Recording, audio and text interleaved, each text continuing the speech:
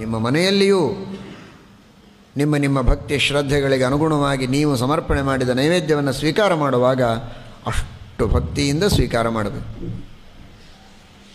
ನಿಧಾನವಾಗಿ ಸ್ವೀಕಾರ ಮಾಡಬೇಕು. ಸಾವಕಾಶ ಊಟ ಮಾಡಿರಿ ಅಂತ ಅದಕ್ಕೆ ಹೇಳ್ತಾರೆ. ಸಾವಕಾಶ ಊಟ ಮಾಡೋದು ಅಂದರೆ ಬರೇ ಹೊಟ್ಟೆ ತುಂಬ ತುಂಬಿಕೊಳ್ಳೋದಕ್ಕೆ ಸಾವಕಾಶ ಊಟ ಅಲ್ಲ, ಅನೇಕ ಕಾರಣಗಳಿಗೆ ಸಾವಕಾಶ ಊಟ. ಭಕ್ತಿ ಬರಬೇಕು, ಅನುಸಂಧಾನ ಬರಬೇಕು. ಏನು ನಾವು ಅಷ್ಟು ಸಾವಕಾಶ ಮಾಡ್ತೀವಿ ಅಂತ ತಿಳ್ಕೊಬೇಡ್ರಿ, ಮಾಡಬೇಕು. 32 ಸಲ ಅಗಿಬೇಕು ಅಂತಿದೆ ಒಂದೊಂದು ತುತ್ತು, ಗಬಗಬ ಅಂತ ನುಂಗಬಾರ್ದು. ಒಂದೊಂದು ತುತ್ತು 32 ಸಲ ಅಗಿಬೇಕು, ಅಗದು ಊಟ ಮಾಡಬೇಕು. ಅಂದರೆ ಪೂರ್ಣವಾಗಿ ಜೀರ್ಣವಾಗ್ತದೆ. ಅಷ್ಟು ಅಗಿಯೋ ತನಕ ಆ 32 ಲಕ್ಷಣಗಳಿಂದ ಕೂಡಿದಂತಹ ಅನಂತರೂಪಿಯಾದ ಆ ಒಂದೊಂದು ಅಗಳುಗಳಲ್ಲಿಯೂ ಸನ್ನಿಹಿತನಾದ ಪರಮಾತ್ಮನ ಅನುಸಂಧಾನವನ್ನು ಮನಸ್ಸಿನಲ್ಲಿ ಮಾಡುವುದಕ್ಕೆ ಅವಕಾಶ ಸಿಗ್ತದೆ. ಸಾವಕಾಶವಾಗಿ ಊಟವನ್ನು ಮಾಡಬೇಕು, ಭಕ್ತಿಪೂರ್ವಕವಾಗಿ, ಅನುಸಂಧಾನಪೂರ್ವಕವಾಗಿ.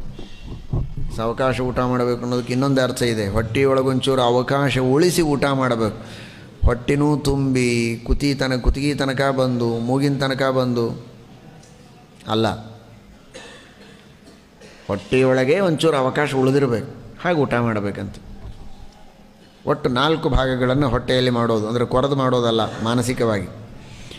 ಅದರೊಳಗೆ 2 ಭಾಗಗಳು ಮಾತ್ರ ಅನ್ನದಿಂದ ತುಂಬಬೇಕು. 2 ಭಾಗವು ಪೂರಯೇದ್ ಅನ್ನೈಹಿ, 2 ಭಾಗಗಳನ್ನು ಅನ್ನದಿಂದ ತುಂಬಬೇಕು. ಇನ್ನೊಂದು ಏನು ಜಲಮೇಕೇನ ಪೂರಯೇ, ನೀರನ್ನು ತುಂಬಬೇಕು ಒಂದು ಭಾಗದಲ್ಲಿ. ಇನ್ನೊಂದು ಭಾಗ ಉಳಿತದೆ. ಮಾರುತಸ್ಯ ಪ್ರಚಾರಾರ್ಥಂ ಚತುರ್ಥಂ ಅವಶೇಷಯೇತ್, ಗಾಳಿ ಸಂಚಾರಕ್ಕೆ ಅಂತ ಒಂದು ಭಾಗ ಇಡಬೇಕು. ಅಂದರೆ ನಾವು ಸಂಪೂರ್ಣ ಅನ್ನದಿಂದಲೇ ಹೊಟ್ಟೆಯನ್ನು ತುಂಬಿಬಿಟ್ರೆ ನೀರಿಗೂ ಅವಕಾಶ ಇಲ್ಲ, ವಾಯು ಸಂಚಾರಕ್ಕೂ ಅವಕಾಶ ಇಲ್ಲ. ಹೇಗೆ ಜೀರ್ಣ ಆಗಬೇಕು? ನಿಧಾನವಾಗಿ ಜೀರ್ಣವಾಗ್ತದೆ, ಸರಿಯಾಗಿ ಜೀರ್ಣ ಆಗೋದಿಲ್ಲ, ಅನೇಕ ರೋಗಗಳು, ಸಮಸ್ಯೆಗಳು.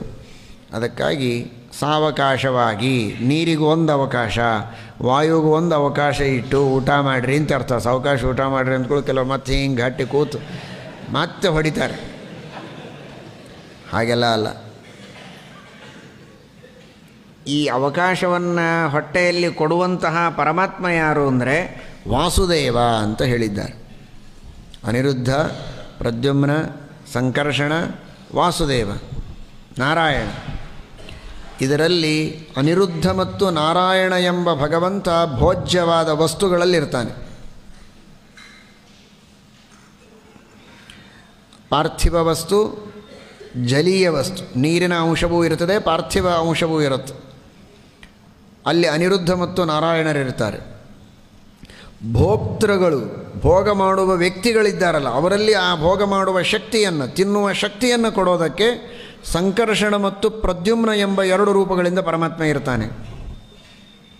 ಭೋಗ ಮಾಡೋದಕ್ಕೂ ನಮಗೆ 2 ಬೇಕು. ಒಂದು ಒಳಗೆ ಅಗ್ನಿ, ಜಾಠರಾಗ್ನಿ ಚೆನ್ನಾಗಿರಬೇಕು, ಪಚನ ಮಾಡುವಂತಹ ಅಗ್ನಿ, ಮತ್ತು ವಾಯು ಸಂಚಾರ ಚೆನ್ನಾಗಿರಬೇಕು. ಆ ಅಗ್ನಿ ಮತ್ತು ವಾಯುಗಳಲ್ಲಿ ಅಂತರ್ಯಾಮಿಯಾಗಿ ಸಂಕರ್ಷಣ ಮತ್ತು ಪ್ರದ್ಯುಮ್ನರು ನಮಗೆ ಭೋಗಶಕ್ತಿಯನ್ನು ಕೊಡ್ತಾರೆ. ಪೃಥ್ವಿ ಮತ್ತು ನೀರಿನಲ್ಲಿ ಅಂತರ್ಯಾಮಿಯಾಗಿ ಭೋಗ್ಯವಾದ ವಸ್ತುಗಳಲ್ಲಿ ನಾರಾಯಣ, ಅನಿರುದ್ಧರಿರ್ತಾರೆ.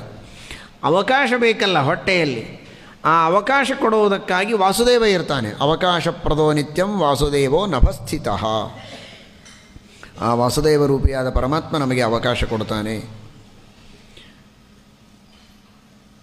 ಅದಕ್ಕೆ ಊಟ ಮಾಡುವಾಗ ಭೋಗ ಮಾಡುವ ಶಕ್ತಿ ಇದ್ದೇ ಇರ್ತದೆ, ಭೋಗ್ಯ ವಸ್ತುಗಳು ಚೆನ್ನಾಗಿರ್ತದೆ.